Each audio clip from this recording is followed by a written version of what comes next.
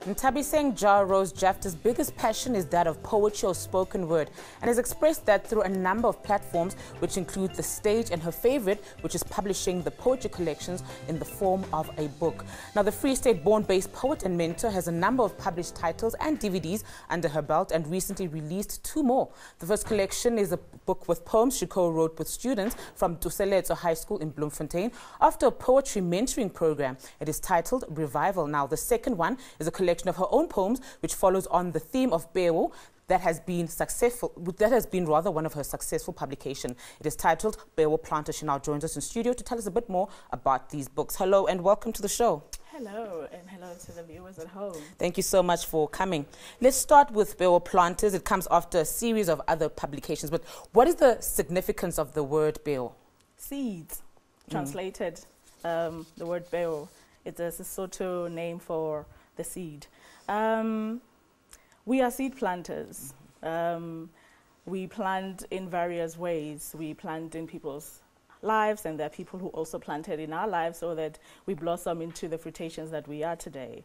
So Bewo series has been just celebratory and acknowledging those Bewo planters who have been in our lives, from the first one, which was Bewo Press, which we published in 2012, and Bewo Tree in 2014 to Bewo Planter. So it's just been a series of just us embracing the Bewo and the seed and the poetries that we are today.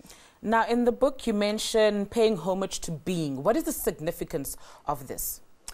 Well, we are these human beings, right, first and foremost. So when we acknowledge our greatness, we realize that for a person to be that humongous, that powerful, to reach that stature that they are, it all started at some point, and probably at that time it just looked like a grain in the sand. And that's why we refer to the Bewos, because the Bewo literally is this small. But once it is nourished, once it gets into that fertilized soil, it can blossom into anything really, you know. So it is important for me to see ourselves first from where the race started to the journey itself and where it could get really. All right, let's perhaps talk about some of the subjects that are covered in the book. I met a lot of people in my life. Mostly, we tend to forget that everybody who is in your life has a role to play. And that role can either be negative or can either be positive. But oftentimes when it's negative, I mean, we dwell in turmoil. We cry, we in sorrow, we're so shaken by the people that we so call our enemies. But actually, they're just playing their assignment in our lives to make us part of who we are, to grow the thick skins that are, you know, it's lessons, it's mistakes, you name it. But everybody who is in our life has a role to play. So oftentimes we embrace and praise those who do good, and it's a good thing, and we're supposed to be grateful and cheerful to them and say, you know what, thank you, I'm here because you have, you know. But this is a combination of both worlds, you know. There are people that you felt like, ooh, you really stood on my feet right now, you know, and I don't like it and I don't appreciate it, but how do we strike the balance? All right. Now, Nthabiseng, let's talk about Revival, Pocket Your Thoughts. This is the book that you co-wrote with the students from Tuseletso High School in Bloemfontein. Take us through that process. What was that all about? Okay, we have a program that we call Pocket Your Thoughts. So this is the 3rd series. We go in different schools in the Free State, and I've got a team with me, Onosana, Oshamini Morebi, Hector Kunene, you name them. And we go into the schools and we mentor kids. Basically, we're just giving back to say, look, we can express ourselves in different ways, but in promoting the culture of reading and writing, and us giving you the option that, look, at the end of the day, as you're reading all these books, all your subjects, you can also turn the tables and write your own.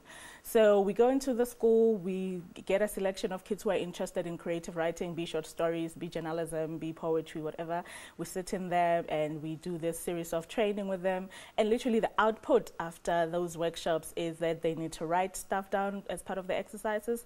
And if they're that good, we publish them into the book. All right. Now, as a person of spoken word and, you know, writing as well, what do you get from, you know, working with these young aspiring poets and writers? First of all, if somebody did this for me, I doubt I would have even went through the route of studying BCom accounting and whatnot and whatnot. I think I would have just shoot straight to writing, you know. But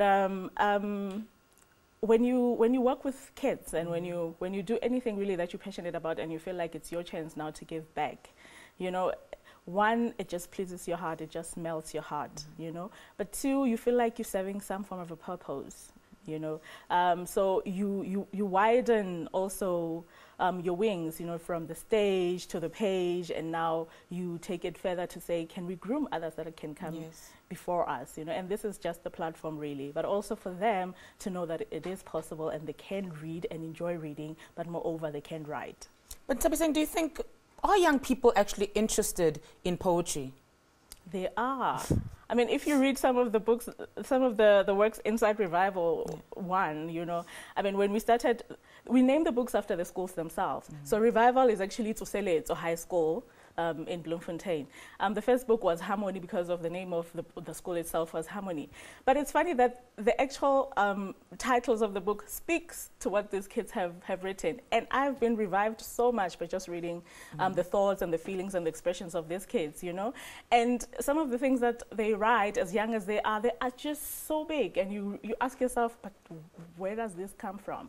And it just said to me that, look, every child has something to say. Every child has a story to tell. But oftentimes we focus mainly on the stories of the elderly, you know. But if we had to switch and actually listen to what this generation have to say, we would know much. And probably we won't even refer to them as that lost generations because clearly there are some who are trying to revive, you know, and twist things. All right, now let's talk about your creative process when writing and you're sitting at home. What is it that you enjoy writing about? A lot of times I write personal stuff, you know. Yes, I do get outside and observe and write about what my environment encapsulates, what the political scene encapsulates. But oftentimes I actually write to, you know, take it from me first, you know. So I could be writing about anything really, from the weather to the rain, to the plantations, because I'm truly observant with you know, the notions of nature.